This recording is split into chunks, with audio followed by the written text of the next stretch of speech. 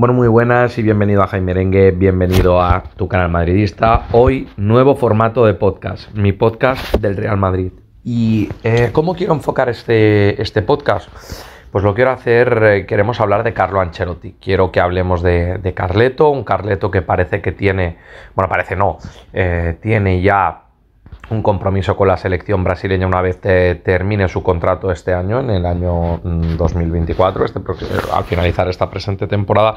Carleto Ancelotti pasará a ser el seleccionador de Brasil y ahora, lógicamente, a poco más resultado que se especula conforme Carlo Ancelotti tenga las miras más puestas en la verde amarela que no en el conjunto madridista. Lo que yo quiero hablar es que, aunque es cierto que Carlo Ancelotti, pues bueno, parece que está en la etapa ya prácticamente final como entrenador, porque él mismo incluso había comentado que su deseo era retirarse en el Real Madrid. Lo que pasa que yo creo que en ningún caso se imaginaba que este segundo periplo iba a ser tan bueno en el Real Madrid, logrando una Champions en su primera temporada de esta segunda etapa.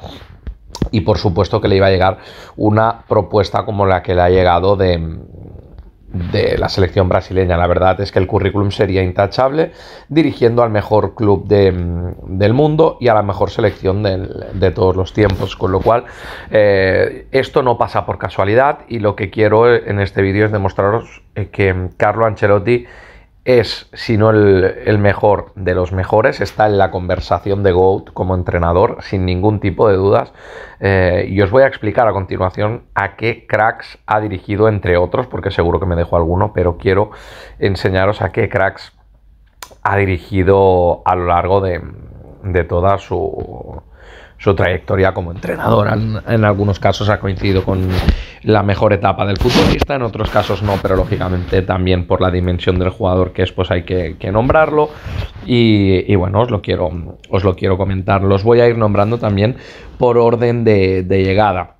No meto a la Reggiana, que es el primer equipo en el que Carlo Ancelotti empieza como entrenador. No voy a nombrar tampoco ni al Nápoles ni al Everton, donde pues yo creo que son equipos que están un escalón por debajo de, por lo menos a nivel histórico, de los que vamos a nombrar a continuación. Carlo Ancelotti, o por lo menos que no tenía una plantilla tan top como, con jugadores tan top como los que vamos a analizar a continuación. Bien, dicho esto, vamos a empezar hablando del Parma. Carlo Ancelotti dirigió al Parma en las temporadas 96-97 y 97-98 y se encontró a los siguientes jugadores, o los que a mí me han parecido más tochos que ha tenido. Hay algunos con los que ha coincidido también en otros equipos, pero vaya, yo los he nombrado cuando han obtenido su prime, coincidiendo con Ancelotti. Voy a empezar, lógicamente, con Gianluigi Buffon. Era su portero en el Parma, recientemente retirado, y también con podcast dedicado a Gigi Buffon en este canal. Si no lo has escuchado, te recomiendo que lo hagas, porque hemos hecho un podcast en homenaje a Gianluigi Buffon. Fabio Cannavaro, quien también fuera jugador del Real Madrid, pero no coincidió con Carlo Ancelotti en el banquillo cuando vivió su etapa como jugador del Real Madrid. Lilian Thuram, el que fuera bigoleador en las semifinales del Mundial de Francia 98 y una pieza importantísima para ese Parma, pues también fue dirigido por Carlo Ancelotti. Hernán Crespo, el Valdanito, un hombre gol, un futbolista que ha goleado en Inglaterra, que ha goleado en Italia, que ha goleado en Argentina, uno de los grandes goleadores del fútbol. Y luego el Tino Asprilla, uno de los jugadores más importantes de la historia del fútbol colombiano y uno de los jugadores franquicia de ese Parma, que para mí fue el mejor Parma de la historia. Después de su etapa en el Parma, Carlo Ancelotti dirigió a la Juventus de Turín entre las temporadas 98-99, 99-2000 y 2000-2001. Ahí los mejores jugadores que ha tenido son los siguientes. En portería, Ed van der Sar era su portero, era el portero de de Carlo Ancelotti. Carlo Ancelotti, que recogió el testigo de Lippi, de Marcelo Lippi en la Juve, y Van der Sar era su guardameta, aunque yo creo que el caso de Van der Sar es un poco curioso porque no es la mejor etapa del guardameta la que vive en la Juventus de Turín. Yo creo que sus mejores años vienen cuando ya es más veterano en su etapa en el Manchester United. Sin embargo, es un portero absolutamente top y al cual había que nombrar. Zambrotta, quien quizás sus mejores años los tiene un poquito más adelante en la propia Juventus de Turín. Es cierto que luego ya su etapa en el Barcelona y por supuesto en Milán no es tan positiva. Creo de hecho que llega a coincidir con Carleto nuevamente en el Milán, pero ya el rendimiento de Zambrotta no es ni mucho menos el mismo. Estamos hablando de un campeón del mundo con la Azzurra. Un jugador muy particular, el que vamos a nombrar ahora, Edgar Davids. Creo que es un futbolista colosal, un mediocentro con un estilo muy marcado, muy particular, una personalidad arrolladora, con un punto incluso de rebelde, pero que era un centrocampista impresionante. Lógicamente Zinedine Zidane lo tuvo en sus filas en la Juventus de Turín antes de marcharse al Real Madrid. Zizou fue entrenado por Carleto, incluso Carlo Ancelotti ha comentado en algunas ocasiones que teniendo un jugador tan impresionante como Zidane tuvo que adaptar la formación de su equipo para que Zidane brillara y amoldó el sistema para intentar potenciar al máximo las virtudes del que era entonces mejor jugador del mundo. Una leyenda de la Juve como Pinturicchio, Alessandro Del Piero, uno de los mejores capitanes que ha tenido la Juventus de Turín, otra leyenda absoluta del club y de la Azzurra. Y luego, para mí, David Trezeguet. Trezeguet yo creo que fue un delantero incluso del que se habla poco, yo creo que está algo infravalorado, pero a mí era un delantero que me encantaba, garantía de gol 100%. Vamos a hablar ya del Milán. En el caso del Milán, y aquí me dejo alguno, voy a nombrar a los más top, pero en el caso del Milán vamos a hablar de los siguientes nombres. Costa Curta, un central legendario para este club. De leyenda a leyenda vamos a pasar a Paolo Maldini, bien sea como central, bien sea como lateral izquierdo, era impresionante. Lo de este tío era impresionante. Gennaro Gattuso, un futbolista de muchísimos quilates, un perro de presa que en su prime era el jugador que juega feo que todo entrenador quiere tener, y perfecto escudero del siguiente, de Andrea Pirlo. Creo que Andrea Pirlo era un futbolista sensacional, simple y llanamente sensacional. Voy a nombrar también a Fernando Redondo. Creo que este futbolista, aunque es cierto que en el Milán vive un auténtico calvario de lesiones y demás, tengo que nombrarlo porque me parece que es uno de los mejores 5 que han visto mis ojos. Fue una pena lo de la lesión, también una pena que abandonara el Real Madrid, aunque lo entendí, pero a nivel particular tengo que decir que era una delicia verlo jugar. Rui Costa, un mago portugués, un talento al servicio del equipo, la verdad que sí. Me parece que era un futbolista espectacular, súper elegante, tremendo. Voy a nombrar también a Alessandro Nesta, un central espectacular, un central sublime. Ya os digo yo que el Milan ha tenido jugadores absolutamente escandalosos. Antes he dicho que Trezeguet era un infravalorado, este también lo es. El Pippo Inzaghi, creo que Filippo Inzaghi es un futbolista que no te hacía nada bonito, pero te metía una cantidad de goles que era demasiado, y encima con la virtud de aparecer en los momentos oportunos. Andrei Shevchenko, ¿qué vamos a decir de Sheva, que vivió sus mejores años en el Milán, siendo Balón de Oro procedente de ese Dinamo de Kiev, de haberle metido un hat-trick al Barça en Champions, la fase de grupos, y en el Milán, pues, lo dicho, logró tocar el cielo, ganó Champions, ganó Balón de Oro y se convirtió en el mejor futbolista de la historia de su país y en uno de los mejores jugadores de la historia del Milán. Carleto, recordemos que fue una leyenda ya en el Milán como jugador, y lo fue también como entrenador. Logró dos Champions League. Ya veis el elenco de futbolistas que estamos nombrando. Vamos a seguir. Rivaldo. Evidentemente sus mejores años los vive en el FC Barcelona, pero Rivaldo era un futbolista espectacular y el haberlo entrenado me parece de una fortuna mayúscula. Más experiencia para Carleto. Cafú, junto con Dani Alves, el mejor lateral derecho de la historia del fútbol, así de simple. Ya no solo de Brasil, sino del fútbol.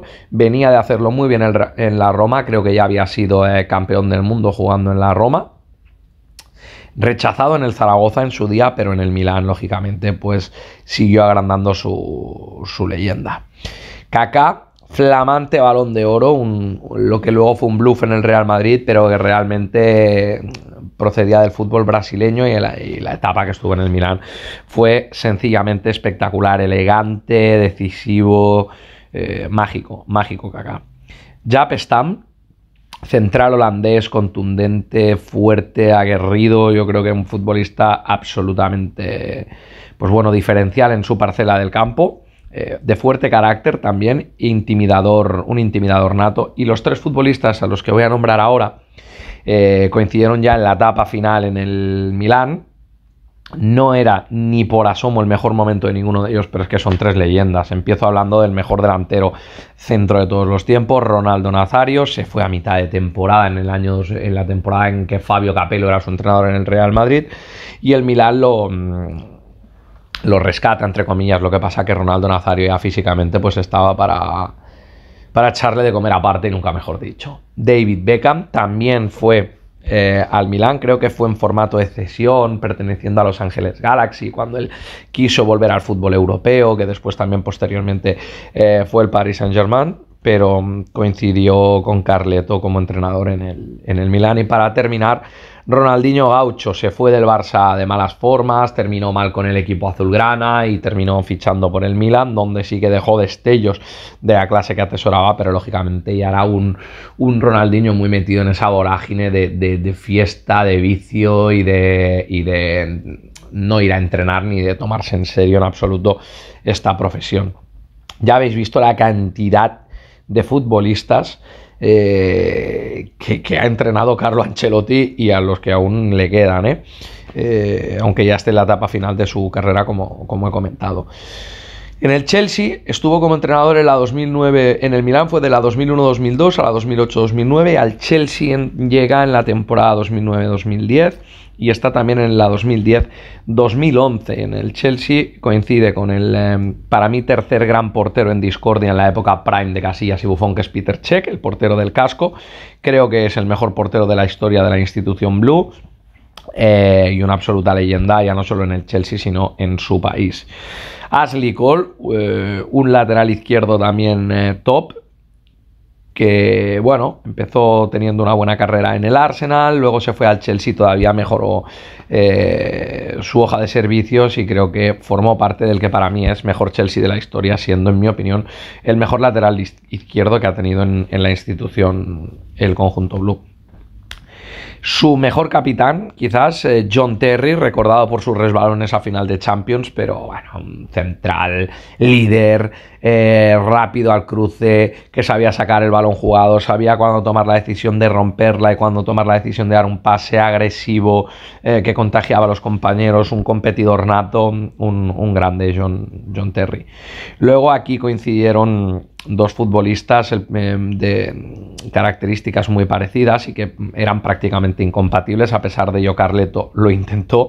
Michael Ballack era un jugador que llega de la Bundesliga, el eterno subcampeón Michael Ballack, un gran jugador, pero que no llegó a ganar todo lo que su talento atesoraba. Deco había vivido sus mejores años en el Porto y el FC Barcelona, y ya en el Chelsea nos encontramos a otro Deco, pero sin duda pues a mí me parece un jugador top, como me lo parece el incompatible con Ballack, Frank Lampard, el mejor jugador para mí, junto con el siguiente que voy a nombrar, de la historia del Chelsea. Frank Lampard, una leyenda de este club y un jugador para la eternidad, así de simple. El siguiente con el que se debate, y aquí yo te animo a que abajo en los comentarios también me digas cuál crees que es el mejor al que entrenó Carlo Ancelotti en cada equipo. Didier Drogba, o sea, el mejor delantero africano probablemente de todos los tiempos. Me parece un jugador descomunal. Además, yo creo que tenía una imagen también fuera del terreno de juego que era idónea acerca del comportamiento que tiene que tener un deportista tanto dentro como fuera del terreno de juego. Y luego, para terminar, y este no es tan santo de mi devoción, pero está muy reconocido como tal, que es Fernando Torres. Al final Fernando Torres le dio una Eurocopa a España. Yo creo que ha tenido más fama de la que ha merecido. En este sentido es un poquito el Beckham español. Es un poquito la comparación que hago siempre también a nivel de cine entre Brad Pitt y Mario Casas, pues lo mismo entre Beckham y Torres a nivel de mediáticos, estamos hablando, pero bueno, sin duda alguna pues es un delantero que ha tenido una trayectoria tremenda. Es verdad que también ha tenido ciertos problemas con las lesiones. Yo tengo que decir que Fernando Torres se juega la carrera para poder estar en la lista del Mundial y eso le perjudica a lo largo de sus años posteriores a la consecución del campeonato mundial por España, y por ello no puede rendir todavía a más nivel como lo había estado haciendo hasta el momento. Después de esta etapa en el Chelsea, Carleto coge las riendas del PSG, y en el PSG voy a nombrar a 3 futbolistas. El primero, Thiago Silva, un jugador, un central descomunal, que curiosamente luego también pues estuvo en el Chelsea. Fue a jugar al Chelsea. Marco Verratti, quien ahora está teniendo follones a nivel institucional porque no quiere continuar en el PSG, considera que su etapa está acabada, el equipo parece que lo ha declarado transferible, hay un poco de movida. Y luego la leyenda del fútbol, Zlatan Ibrahimovic, un futbolista karateca que se ha retirado en esta pasada temporada, sin duda alguna un personaje dentro y fuera del terreno de juego, alguien que nunca dejaba indiferente a nadie y con un talento absolutamente indiscutible. Después de este periplo en el PSG, Carlo Ancelotti inicia su primera etapa en el Real Madrid. Y aquí veréis que, como ha coincidido en 2 etapas en el conjunto madridista, algunos de los jugadores de los que voy a nombrar, pues a uno lo nombraré en una etapa y a otros en otra, dependiendo por supuesto de qué rendimiento han ofrecido. Etapa número 1, voy a nombrar al mejor portero de la historia de España y que probablemente lo sea también de la historia del fútbol, que es Iker Casillas. ¿Qué pasa? Que para mí ya tiene un Casillas que, a pesar de que gana la 10ª Copa de Europa con él, pues ya no rinde al nivel que había rendido antaño. A pesar de ello, sí que es verdad que es una temporada donde solo se le recuerda por el fallo en la final, pero pega 2 o 3 paradones a lo largo de esa Champions, que sin esos paradones el Real Madrid no habría conseguido esa 10ª Copa de Europa. Luego voy a hablar de Pepe, que creo que es probablemente el mejor central extranjero que haya tenido el Real Madrid a lo largo de toda su historia. Con más de 40 años y sigue todavía jugando y siendo titular en el Porto, en su país. Recientemente, por cierto, ha perdido y ha sido expulsado en la final de la Supercopa portuguesa, que ha ganado el Benfica por 2-0, con gol, por cierto, de otro exmadridista, de Ángel Di María, al que ya os hago spoiler, también voy a nombrar. Rafa Varane. Creo que con Carlo Ancelotti va cogiendo poco a poco los galones que había tenido con Mourinho. Al principio Pepe recupera ese estatus que había perdido con Mourinho, pero no por ello Carlo Ancelotti pues ignora el evidente progreso de Rafa Varane y por tanto pues sí que, o sea, tiene el Real Madrid 3 centrales absolutamente top en esa temporada de la 10ª, y para mí son 3 centrales que son considerados titulares, porque el tercero, lógicamente, pues es Sergio Ramos, el héroe de esa 10ª, el que marca el milagroso gol, y ya no solo por el gol, sino que a partir de ahí es cierto que el que lo cambia de posición es Mourinho, pero lógicamente a partir de que llegan los trofeos gordos es cuando más se valora la trayectoria de Sergio Ramos, que a raíz de eso pues también empieza con su dirio de goles en finales, de aparecer en los momentos decisivos, y lógicamente pues es uno de los jugadores a los que Carlo Ancelotti ha entrenado, que para mí pues yo considero como top. A Marcelo, con quien coinciden las dos etapas, pues por ejemplo lo nombro en esta. ¿Por qué? Porque para mí en esta primera etapa Marcelo era el mejor lateral izquierdo del mundo y en la segunda etapa era un exjugador que estaba ejerciendo más de jugador-entrenador por ser capitán que no por el rendimiento que estaba ofreciendo encima del terreno de juego. Bien, en esta primera etapa su mediocentro defensivo, Xabi Alonso, que creo que era la extensión del entrenador en el terreno de juego, se pierde la final de la décima, pero es indiscutible, es indudable decir que Xabi Alonso era un futbolista sideral. Al que nombraré ahora, da igual que lo nombre ahora o que lo nombre después o que lo nombre dentro de 20 años, porque hablo de Benjamin Button. Luka Modric, da igual cuando veas este vídeo, está rindiendo a un gran nivel. O sea, da igual que la etapa que sea, pero lo de Luka Modric es caso digno de estudio. Llevó la manija junto con Xabi Alonso en la temporada de la 10ª Copa de Europa. Llevó la manija en la temporada de la 14ª. Vaya jugada se casca en la remontada ante el Paris Saint-Germain. ¿Qué partido hace? ¿Qué pase le pone luego a Rodrigo con el exterior para esa remontada ante el Chelsea? Quizás el partido que juega peor es la final y es cierto que es sustituido en las semifinales, pero es inconcebible un Real Madrid que haya ganado estas 5 Champions que ha ganado sin Luka Modric. Con el que os he hecho spoiler, Ángel Di María, uno de los héroes de la décima, quizá el gran infravalorado de la décima. Es cierto que después exige ser el segundo que más cobre del equipo, y a partir de ahí pues el Real Madrid lo vende por un pastizal en una operación que le sale muy a cuenta al conjunto madridista, pero obviamente Di María me parece un jugador sideral de los que ha tenido Carlo Ancelotti. Gareth Bale, en la primera etapa de Carlo Ancelotti, pues yo creo que vivimos la BBC a tutiplén. Creo que es el mejor momento de la BBC. Aparte, Carlo Ancelotti logra sacar el máximo a nivel de goles de este tridente.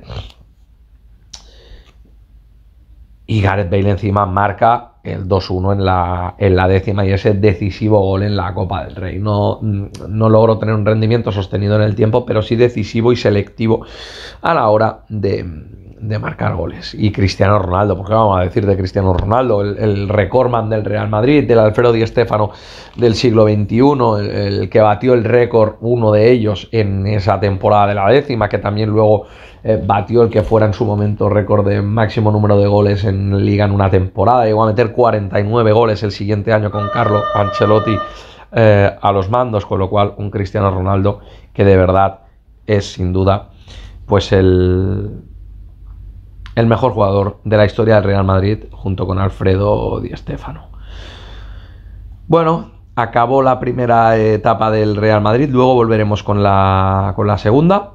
Después de esto analizamos lo que pasó en el Bayern Múnich, porque cuando se va Carlo Ancelotti se va al Bayern Múnich, está las temporadas 16-17 y 17-18 y los jugadores con los que coincide Carlo Ancelotti, donde yo creo realmente que tampoco es que saque el máximo provecho de la plantilla del Bayern. No creo que fuera una etapa del todo exitosa, pero bueno, Manuel Neuer, yo creo que un grandísimo portero.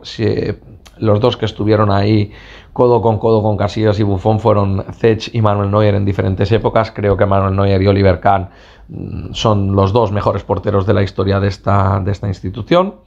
Philipp Lahm me parece un futbolista que, bueno, lo pongas donde lo pongas. A veces hablamos de que los que somos aficionados al fútbol, muchas veces tendemos a decir que un jugador que es polivalente, muchas veces es porque es igual de malo en todas partes. Este era igual de bueno en todas partes, daba igual de lateral derecho que de lateral izquierdo, que de mediocentro, que de interior. Era un jugador que me pareció pues un escándalo de futbolista. David Alaba, lo he nombrado aquí porque ya rendía a un gran nivel, en este caso como lateral izquierdo. En el caso del Real Madrid lo hizo como defensa central en su primera temporada. La segunda ha sido bastante mala y no sería como para incluirlo en este listado, pero lógicamente me parece un futbolista absolutamente top.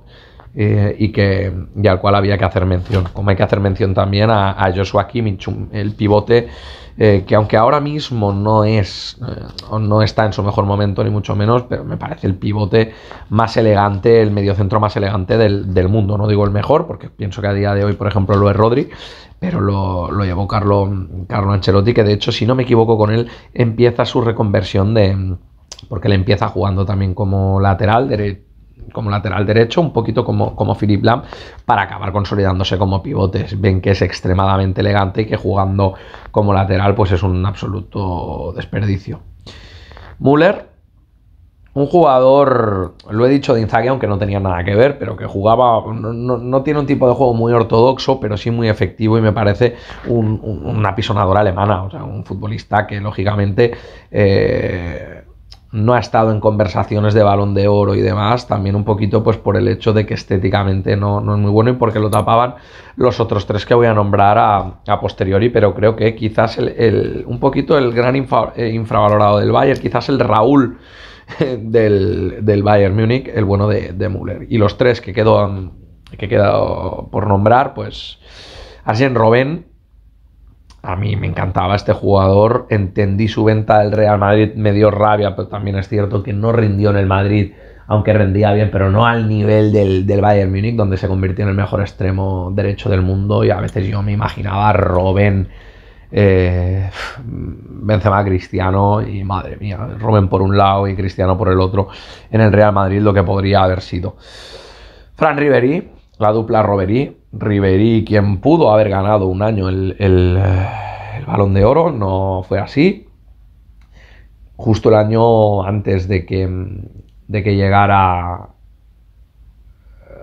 Carlo Ancelotti al Real Madrid, pues fue cuando podía haberlo ganado Ribéry, y en su primera etapa estamos hablando, y me pareció pues bueno, Ribéry un futbolista sideral también, un jugador con muchísimos registros y una auténtica leyenda también del conjunto bávaro. Y para terminar, el actual delantero del FC Barcelona, Robert Lewandowski, el goleador total, lógicamente números escandalosos. Yo creo que ahora mismo es el tercer máximo goleador de la historia de la Champions, y si no lo es, lo va a ser, porque iba hand to hand con Messi, y como Messi se ha ido a Arabia Saudí, pues Lewandowski se quedará como el tercero ahí en discordia.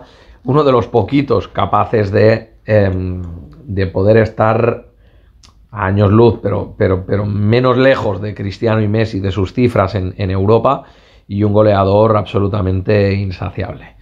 Y ya para terminar, pues volvemos a la etapa del Real Madrid, su segunda etapa, donde ahí sí que fue un éxito absoluto inesperado, porque en la primera etapa sí que se le iba a exigir eso. En el Real Madrid es cierto que siempre se te exige ganar, pero las condiciones no parecían invitar al optimismo. Sin embargo, ha contado, o sea, para mí ha sido la temporada en la que más he disfrutado y más me he emocionado viendo fútbol.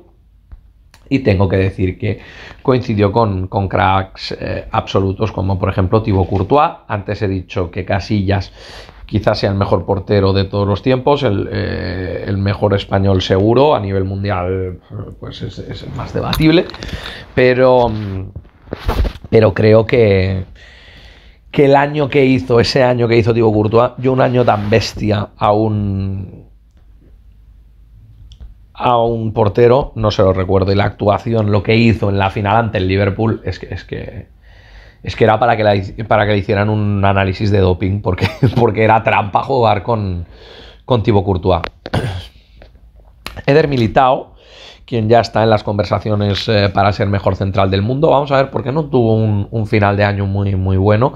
Sin embargo, se ve que tiene unas condiciones brutales, porque es limpio, es rápido, sabe sacar el balón jugado, inteligente, porque sabe cuándo tiene que ir al cruce. Muy bien, muy bien. Creo que Eder Militao ha sabido dar un paso al frente tremendo en el Real Madrid, y creo que puede acabar estando en la conversación.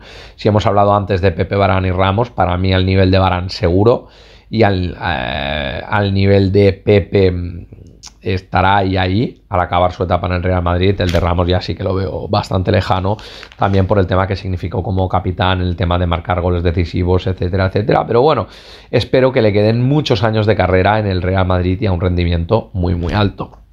Volvemos a un caso como el de antes, de que podría coincidir en las dos etapas, como Marcelo o Modric, y ahora voy a nombrar a Casemiro. Pero en este caso al revés, Casemiro cuando rinde espectacular es en la segunda etapa de Carleto, porque en la primera él es suplente, es mega suplente. De hecho, el segundo año de Carlo Ancelotti se va cedido al Porto. El primer año cuenta poquito, pero es clave en esos cuartos de final ante el Borussia Dortmund para aguantar ese 2-0 en contra y hacer valer el 3-0 cosechado en el Bernabéu, que daba pase a las semifinales.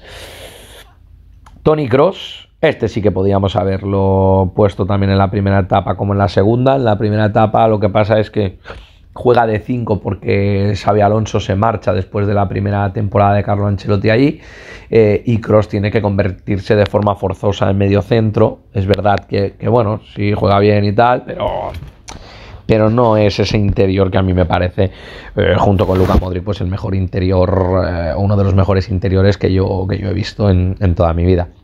Ya para ir zanjando, un futbolista que tiene la actualidad en plantilla, que es Vinicius Junior. ¿Qué voy a decir? A día de hoy, para mí el jugador más diferencial del mundo, a día de hoy. No es el que tiene más registros, pero sí que es el más desequilibrante. Creo que por el costado izquierdo es una libélula diabólica, y creo que vamos a ver si ahora con la llegada de Bellingham jugando por dentro, lo mantiene Carlo Ancelotti jugando por dentro, vuelve a lo del pasado y lo pone por la izquierda. Vamos a ver. Vamos a ver. Y para terminar, Messi, que ahí, pues lo que he dicho de Courtois. Lo que pasa que, bueno, pues eso es que parece que iba dopado. Yo creo que Benzema rindió al 120% de sus posibilidades. Estaba claro que tenía un talento descomunal, estaba claro que ya había dado un paso al frente con la marcha de Cristiano Ronaldo, era algo que ya habíamos visto, pero es que las cotas, la excelencia futbolística que alcanzó Messi la temporada 21-22 me pareció escandaloso. El año 22-23 evidentemente para el Madrid es así asá. Pasa un poquito como en su primera etapa en el caso de Carlo Ancelotti, de que bueno, primer año sublime, segundo año así asá. El tema es que como en la primera etapa, en el segundo año el Barcelona te hace el triplete, pues no puedes mantener al entrenador, ha de rodar alguna cabeza. Esa es la diferencia con respecto a esta temporada. Veremos cómo va, veremos si a esta lista podemos añadirle gente como por ejemplo Bellingham o Rodrigo Goes. Lo tendríamos que repasar al final de esta temporada, y añadir además también a quien vaya a entrenar en Brasil, como por ejemplo pues pueda ser gente como Neymar. Hasta aquí, o el propio Rodrigo, por supuesto. Hasta aquí mi opinión, hasta aquí todos los jugadores grandes a los que ha entrenado Carlo Ancelotti, los grandes equipos que ha dirigido Carlo Ancelotti, obteniendo títulos en todos ellos. Es un podcast dedicado a todo aquel que cree que a Carlo Ancelotti le han llegado las cosas de chiripa. Ancelotti puede tener mejor o peor etapa, puede vivir mejor o peor momento, pero Ancelotti ha sido, es y será un pedazo de entrenador. Como digo, a veces las etapas se acaban, no digo que este sea el momento ideal, ni lo dejo de decir, mantengo que ha cometido también errores, también en función de las herramientas que se le dan. También es un entrenador que tiene muchísimos más aciertos de los que se le reconocen a un entrenador del Real Madrid, al que no se le suelen reconocer de entrada. Pero bueno, quería compartir este podcast con todos vosotros para enseñaros un poquito pues que hay cosas que no llegan por casualidad en la vida, y parece que como a Carlo Ancelotti sí que le habían ocurrido de casualidad. Es una forma de demostrar que no es así. Espero que te haya gustado este podcast, agradecerte el tiempo que me has dedicado. Y nada, pedirte que lo compartas con tu gente, que te suscribas al canal si no lo estás y le des a la campanita para que así te lleguen las notificaciones. Y poquita cosa más, muchísimas gracias por tu tiempo, y yo te sigo esperando aquí en Jaime Merengue, esperando a que en comentarios también me dejes pues lo que quieras que vayamos subiendo. Si quieres que hagamos un vídeo de algo en específico, creemos alguna sección, alguna temática en particular, que tratemos alguna temática en particular en el canal, solamente lo tienes que poner en la cajita de comentarios. Ahora sí ya me despido y te sigo esperando aquí en Jaime Merengue. Te espero en tu canal madridista.